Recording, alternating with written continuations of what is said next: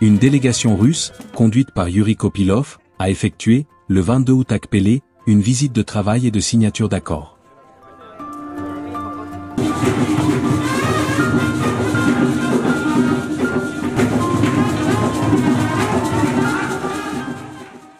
Cette visite a permis à la délégation de découvrir la commune de Kpélé 1 en tant que partenaire clé et d'échanger avec le conseil municipal sur les voies et moyens en vue de la consolidation du partenariat entre les deux institutions pour une réussite du processus de décentralisation et l'épanouissement des communautés à la base. Un accord de partenariat a été signé entre la commune et une délégation russe venue de Moscou. Ce partenariat vise à renforcer les échanges culturels entre la Russie et Kpélé afin d'amener la population de la commune et ses environs à découvrir la richesse de la culture russe. Il est question également d'appuyer la commune dans divers domaines pour son développement. Il s'articule notamment autour de la création d'un centre culturel russe dans la commune, la modernisation de l'agriculture, la protection de l'environnement et l'assainissement. Cet accord va en outre faciliter les transferts de compétences en matière de gouvernance locale. C'est grâce à Dieu que nous avons eu la délégation russe et nous venons de signer un accord de partenariat sur 4 points, sur 4 axes.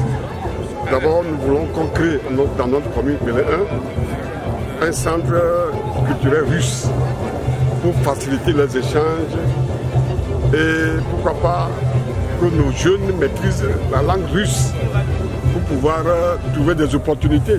Le deuxième axe a porté sur l'agriculture mécanisée. Nous avons que le continent russe a un avantage comparatif dans le domaine de l'agriculture, surtout dans le domaine de l'agriculture mécanisée.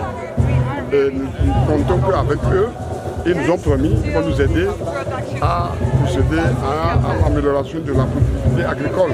Troisième domaine, nous voulons avec eux travailler dans le domaine de l'assainissement. Et enfin le dernier, c'est le jumelage.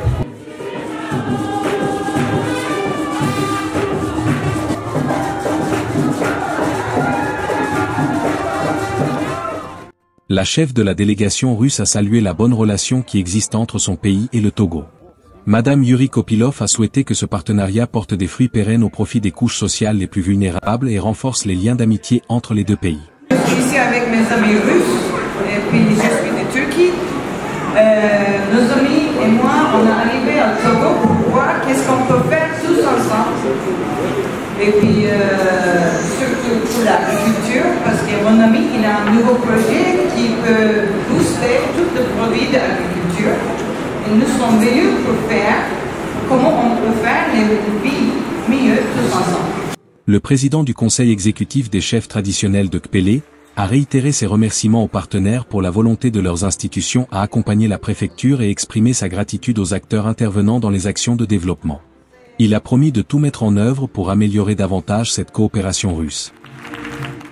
Peu après, la délégation s'est rendue dans les locaux et le centre d'études et de formation en agroécologie de l'ONG Jeunes Volontaires pour l'Environnement, une organisation internationale basée à Kpélé qui lutte pour la préservation de l'environnement. Elle a aussi fait le suivi des projets de l'organisation et a envisagé de nouvelles perspectives pour son développement et lutter efficacement contre les effets du changement climatique et la déforestation dans la zone.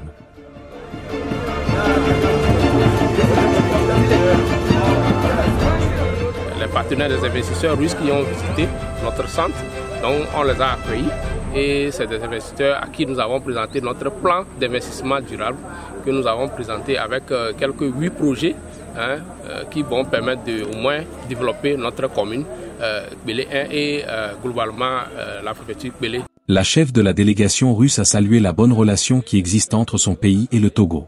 Elle a souhaité que ce partenariat porte des fruits pérennes au profit des couches sociales les plus vulnérables et renforce les liens d'amitié entre les deux pays. S'il y a un rendez-vous écologique qui porte bien son nom en ces vacances, c'est sans doute à Agroboot qu'en 2025. Du 14 au 22 août, une centaine de jeunes et enfants ont pris part au centre CEFA, à un camp qui leur ont permis de toucher du doigt plusieurs activités culturelles et culturelles. Vacances Agroboot Camp Citoyenne 2025 est en réalité un rendez-vous unique pour des jeunes épris de la cause environnementale, de s'initier à l'agriculture, de cultiver la conscience citoyenne et l'esprit communautaire. L'objectif de cette vacance Agroboot Camp Citoyen, c'est une première que nous avons. Généralement, nous organisons ce que nous appelons la FABC, Festival Agro-Bioculture. Mais cette fois-ci, cette année, nous avons préféré inculquer les notions de l'agriculture aux enfants, aux tout petits, et aux jeunes enfants, les adolescents surtout. Donc les aider à se familiariser avec le métier de l'agriculture. Donc on les a outillés durant ces 10 jours en termes de quelles sont les bonnes pratiques. Non pas une agriculture intensive où on pratique les mauvaises formes d'agriculture qui nuisent à l'environnement, mais des bonnes pratiques qui peuvent révolutionner l'agriculture de nos jours. Au-delà d'une rencontre théorique, les jeunes ont eu l'occasion d'être des acteurs, des pratiquants. Ils ont désherbé, semé, arrosé, planté et été sensibilisés à cet emploi agricole porteur. Maraîchers, pépiniéristes, riziculteurs, apiculteurs, éleveurs, transformateurs de produits locaux et animateurs agroécologie. Cette formation-là, c'est très bon. On nous a formés, on nous a montré comment fabriquer l'engrais bio et les bioprotecteurs. Selon la formation, on nous a montré Apichi, qui est un bioprotecteur, et bilan de cendre, et solution Nono. Enyo na masiama emi vafila ofia no gero ofia engrais o bokashi no ofia no subo onela enyo amasiama to pogo mele mo ya mo fila mateva fie engrais o do enyo pete ofia mi no no leke odona koko kudo no la ofia no pete mi leke wana les tu kudo no la ofia no pete. L'Agroboot en 2025 s'est refermé sur une note de satisfaction et chaque participant devient officiellement ambassadeur junior de l'agroécologie auprès de sa communauté. C'était aussi la clôture de l'atelier de recherche-action participative en l'agroécologie pour les jeunes dans le Grand Cloto. L'objectif est de mobiliser les autorités locales et acteurs du monde agricole en faveur de la recherche-action participative en agroécologie au profit des jeunes du Grand Cloto.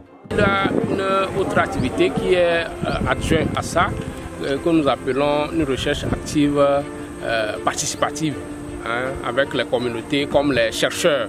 Donc cette recherche va permettre de déboucher sur des solutions innovantes qui sont résilientes au changement climatique, qui peut permettre de mieux accompagner les paysans à mieux rentabiliser leur agriculture. Par ailleurs, la visite a pris fin par la remise de la synthèse du PDC de la commune à la délégation russe. Le dévoilement de la plaque de bienvenue de Tchikor a marqué la fin des activités de la journée.